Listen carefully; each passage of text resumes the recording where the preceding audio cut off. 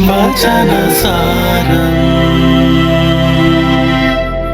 വചനസാരം.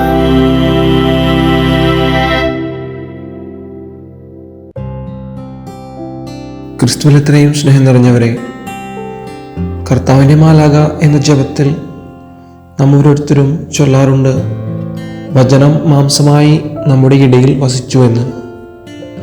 ഇന്നത്തെ സുവിശേഷത്തിൽ ഈശോ പറഞ്ഞു വയ്ക്കുകയാണ്, എൻ്റെ ശരീരം ഭക്ഷിക്കുകയും എൻ്റെ രക്തം പാനം ചെയ്യുകയും ചെയ്യുന്നവൻ എന്നിലും ഞാൻ അവനിലും വസിക്കുമെന്ന്.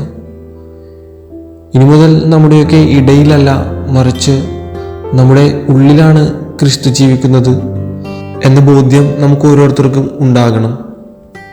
ഞാനും എന്നെ കേട്ടുകൊണ്ടിരിക്കുന്ന നിങ്ങളുമൊക്കെ ഓരോ ദിവസവും പള്ളിയിൽ പോകുന്നവരാണ്. പരിശുദ്ധ കുർബാനയിലൂടെ ഈശോയെ ഉള്ളിൽ സ്വീകരിക്കുന്നവരാണ്. ഈശോയെ ഉള്ളിൽ സ്വീകരിക്കുന്ന ഒരുവൻ ആ ഈശോയ്ക്ക് ഉതകുന്ന രീതിയിൽ ജീവിക്കുവാൻ കടപ്പെട്ടവനാണ്. അതിനേക്കാൾ ഉപരിയായിട്ട് മറ്റൊരു ക്രിസ്തുവായി ജീവിക്കുവാൻ വിളിക്കപ്പെട്ടവനാണ്. വചനമാകുന്ന ക്രിസ്തു മാംസം ധരിച്ച് നമ്മുടെ ഇടയിൽ വസിച്ചു. അവിടെ നിന്ന് ആ ക്രിസ്തു നമ്മുടെയൊക്കെ ഉള്ളിൽ ഉടലെടുത്തു. ഇനി നമ്മുടെ ഗുണമല്ലേ, നമ്മളല്ലേ നമ്മുടെ വാക്കുകളിലൂടെയും പ്രവൃത്തികളിലൂടെയും ജീവിതത്തിലൂടെയും ഒക്കെ ആ ക്രിസ്തുവിനെ മറ്റുള്ളവരിലേക്ക് പകർന്നു നൽകേണ്ടത്. നമുക്ക് അതിന് സാധിക്കുന്നുണ്ടോ?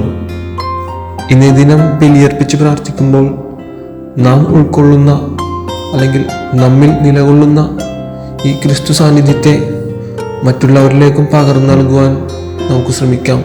അതിനുള്ള കൃപയ്ക്കായി നമുക്ക് പ്രാർത്ഥിക്കാം. ദൈവം നമ്മെ അനുഗ്രഹിക്കട്ടെ.